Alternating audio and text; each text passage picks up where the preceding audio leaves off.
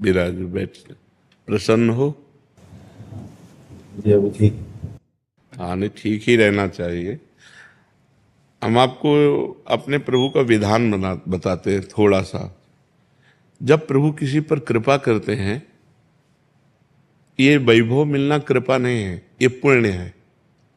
पुण्य से एक घोर पापी को भी देखो, पाप करके भी उनका कोई पुण्य है जिससे वो सुकृत पूर्व के सुकृतवश चल रहे हैं, नया पाप है। ये वैभव बढ़ना या यश बढ़ना, ये भगवान की कृपा नहीं मानी जाती। भगवान की कृपा मानी जाती है अंदर का चिंतन बदलना, जिससे आपके अनंत जन्मों के संस्कार भस्म होकर और अगला जो है वो बड़ा उत्तम होगा। अंदर के चिंतन से होता है, बाहर से कुछ नहीं। अंदर का चिंतन, अच्छा अंदर का चिंतन हम लोगों का स्वभाव बन गया बहिर्मुखी।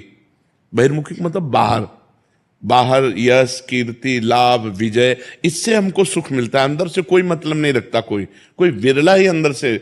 अब क्या होता है, भगवान जब कृपा करते हैं तो संत समागम देते हैं, फिर दूसरी जब कृपा होती तो विपरीतता देते हैं, और फिर अंदर से एक रास्ता देते हैं, ये मेरा रास्ता है, ये परम शांति का रास्ता है, ये शांति का रास्ता नहीं। भगवान वो रास्ता देते और जीव को अपने पास बुला लेते हैं। बिना प्रतिकूलता के संसार का राग नष्ट नहीं होता। किसी को भी वैराग्य होता है तो संसार की प्रतिकूलता देखकर वैराग्य होता है। सब कुछ हमारे अनुकूल है तो हम आनंदित होकर उसका भोग करते हैं। जब हमारे ऊपर प्रतिकूलता आती है तब ठेस पहुंचती है कि इतना झूठा संसार, तो अंदर से भगवान रास्ता देते हैं, ये सही है। भगवान बिना प्रतिकूलता के इस संसार को छुड़ाने का कोई भी औषधि नहीं रखी। आज तक जितने बड़े महापुरुष हुए हैं, जिनका जीवन बदला है, उनको प्रतिकूलता का दर्शन करके बदला है।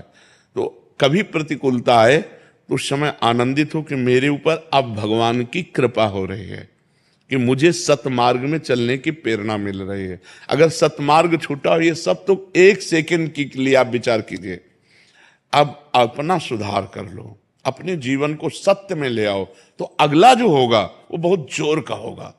चाहे जन्म हो तो श्रीवान कुलवान धनवान वैभव संपन्न ऐसे, और भक्ति की अनुकूलता, भक्ति की अनुकूलता, खास बात श्रीवान धनवान कुलवान नहीं, खास बात भक्ति की अनुकूलता। अगर इस जन्म में भगवत प्राप्ति नहीं हुई तो भगवान श्री कृष्ण ने गीता में कहा है कि मेरे भक्त का नाश नहीं होता, मैं कुलवान धनवान श्रीवानों के कुल में जन्म देता हूं और फिर पुनः भक्ति का माहौल देता हूं, और पूर्व का जो भजन छूटा हुआ हो वहीं से उसको।